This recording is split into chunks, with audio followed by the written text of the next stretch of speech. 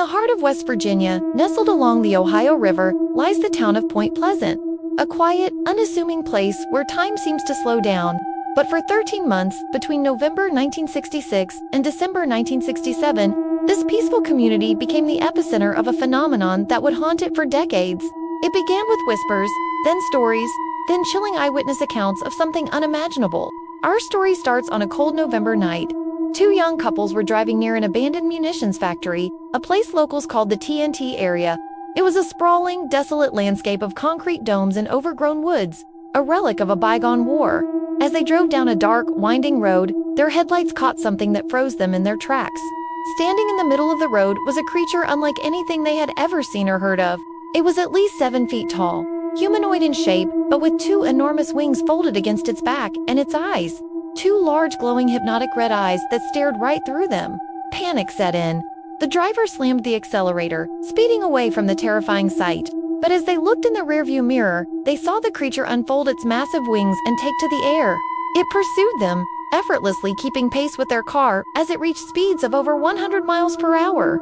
Its wings barely seemed to flap, yet it glided through the night air with an unnatural grace. Its crimson eyes, a constant, terrifying presence in the dark. They drove for what felt like an eternity, the creature shadowing their every move, before it finally veered off and disappeared back into the darkness from which it came. Shaken and terrified, they drove straight to the sheriff's office. Their story, as unbelievable as it sounded, was just the beginning. Soon, reports flooded in from all over the Point Pleasant area. People from all walks of life, firefighters, construction workers, housewives, all described the same thing: a large, winged humanoid with piercing red eyes. The local newspaper, struggling to find a name for this bizarre entity, dubbed it the Mothman, a name that would soon become legendary.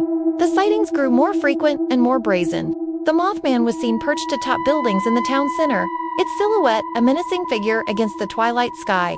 It was spotted on telephone poles, its glowing eyes like twin coals burning in the night, watching the town below. A sense of unease settled over Point Pleasant. People started locking their doors earlier, parents kept their children inside after dusk, and a collective paranoia began to grip the community. What was this thing? Where did it come from? And what did it want? The strangeness didn't end with the sightings. A wave of high strangeness phenomena swept through the area. People reported their televisions flickering with static, their radios emitting bizarre electronic squeals and strange garbled voices. Telephones would ring in the middle of the night, and when answered, there would be only an eerie buzzing hum on the other end. Dogs would bark incessantly at unseen presences, and residents would hear strange shuffling noises outside their windows, or the sound of something large landing on their roofs. Some even reported encounters with peculiar men, dressed in black, who would appear at their doors asking strange, intrusive questions about the Mothman sightings before vanishing without a trace. These men in black seemed to know intimate details about the witnesses' lives, adding another layer of deep paranoia to an already terrified town. Was there a connection between these strange visitors and the winged creature that haunted their nights? The questions mounted, but answers remained elusive. The feeling was inescapable. Something was terribly wrong in Point Pleasant. An invisible, malevolent force seemed to be gathering, and the Mothman was its harbinger. As the Christmas season of 1967 approached, a fragile sense of normalcy tried to return. Holiday decorations adorned the town, and the magnificent Silver Bridge, an engineering marvel that connected Point Pleasant, West Virginia, to Gallipolis, Ohio, gleamed in the winter sun. For over 40 years, this bridge had been the town's lifeline, a symbol of connection and progress. During the evening rush hour on December 15th, it was packed with cars. People heading home for the holidays, their vehicles filled with presents and anticipation. But as the sun began to set, casting long shadows across the icy Ohio River, the feeling of dread returned. Some witnesses later claimed to have seen it that day, a dark-winged shape perched near the top of the bridge, its red eyes barely visible against the steel structure, watching the holiday traffic flow beneath it, a silent omen of the catastrophe to come. Then, at 5:04 p.m., without warning, a sound like a gunshot echoed across the river. A single, critical eye-bar in the suspension chain had failed. In a horrific chain reaction, the entire structure began to groan and twist. With a terrifying roar, the Silver Bridge buckled and collapsed into the frigid waters below. In less than a minute, a symbol of pride became a tomb of twisted steel and shattered concrete. Dozens of vehicles plunged into the river, taking 46 people to their deaths.